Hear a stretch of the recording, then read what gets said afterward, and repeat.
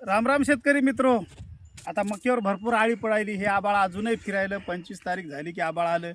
आता या आबाळामुळे एवढं परेशान केलं. आळीनं मक्का झाली आता एवढं आली, मक्याचं एवढं परेशानी झाली.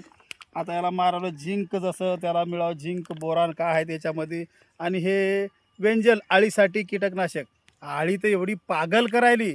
हे जन्मलं तेव्हापासून तर आता का मर्यापर्यंत याला का आळी सतवते काय की. कोणी म्हणते मका पेरा, एवढं उत्पन्न आहे तेवढं हा उत्पन्न आहे, 1000 रुपये भाव मिळणार नाही. पण फवारणी आतापर्यंत 5वी फवारणी होईल.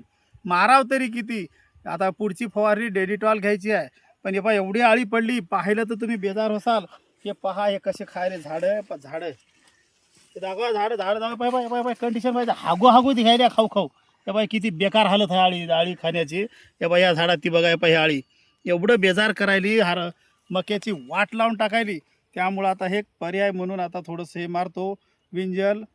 5वी फवारणी होय, काय पहिली दुसरी नव्हे काही नाही. आता काय काढेपर्यंत काय मारू देते की नाही की फवारण्या. एवढ्या फवारण्या मारून बेजार झालो मक्याला टाकून. लोक म्हणते मक्यात उत्पन्न खूप आहे. अरे मक्यात उत्पन्न येईल तेव्हा येईल, पण इथं आता खाटल्यावर चालली. पहिलेच खाटल्यावर गेली बरसातभर पाण्यात झोडपून. आता काय खर्च लावून खाटल्यावर जाते का आहे की. आता मित्र हो बघा बा, मक्याची परिस्थिती आहे. पिकलं तर काहीतरी बरं आहे, नाही तर काय ना भीक मागायची वेळ हे बी लावणार आहे. जशी बरसातीनं लावली, बरसातीच्या कापसानं लावली, आता हे मक्का कुठं लावते भीक मागायची वेळ.